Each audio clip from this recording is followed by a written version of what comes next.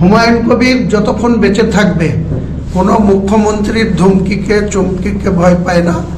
ব্যাপারে কথা বলতে গিয়ে মুখ্যমন্ত্রী বলেছেন আপনাকে সম্বোধন করে যে আপনার নাকি কণ্ঠস্বর নরম হয়ে গেছে আগের তুলনায়। হুমায়ুন কবির যতক্ষণ বেঁচে থাকবে কোনো মুখ্যমন্ত্রীর ধমকিকে চমকিকে ভয় পায় না। মহান আল্লাহ তাআলা ছাড়া হুমায়ুন কবির কাউকে পৃথিবীতে ভয় পায় না। এরকম ধমকি দেখিয়ে, এরকম চমকিয়ে, এরকম পুলিশ দিয়ে শাসন অনেক। আবার বর্তমান বিরোধী হিসাবে সেখানে মুখ্যমন্ত্রী ক্ষমতার বলে যা খুশি তাই বলতে পারেন, আমি তার কথার কোনো কাউন্টার করব না।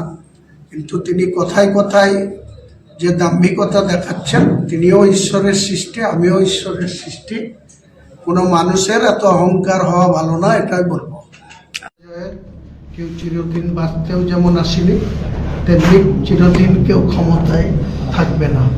ক্ষমতার অহংকার যে দেখাবে আম জনতা, সাধারণ পাবলিক, সেই ব্যক্তিকেই সাধারণ পাবলিক বানিয়ে দেবে একটা সময়। রেজিনগর উপনির্বাচন কেন্দ্র করে কি এই প্রশাসনিক চাপ সৃষ্টি করছে আম জনতা উন্নয়ন পার্টিতে? গণতান্ত্রিকভাবে না পেয়ে প্রশাসনিকভাবে চাপ সৃষ্টি করছে? কারণ সেটাই তো দেখতে পাচ্ছি, পরিষ্কার কথা। বেছে বেছে আম জনতা উন্নয়ন পার্টির কর্মীরা কে মিটিং করে, কে ভোট করেছে, কে কি করেছে, সেই সব খুঁজে বেড়াচ্ছে। সেই সব তদন্তের মধ্যে, জিজ্ঞাসাবাদের মধ্যে ঘুরে ফিরে আসছে। তার মানেটা কি? আমরা কি ঘাসে মুখ দিয়ে চলি নাকি? তো এই করে যদি করা যেত তাহলে ভারতবর্ষের মনমোহন সিংয়ের সরকারেরটা পরিবর্তন হয়ে মোদিজির সরকার আসতো না। আর মমতা ব্যানার্জির পুলিশ, তো মমতা ব্যানার্জির যখন পুলিশ মন্ত্রী ছিল তো এই ব্যাপারে ফুল ভিডিও দেওয়া আছে আমাদের চ্যানেলে, দেখে নিন। আমি হুমায়রা কুরেশি।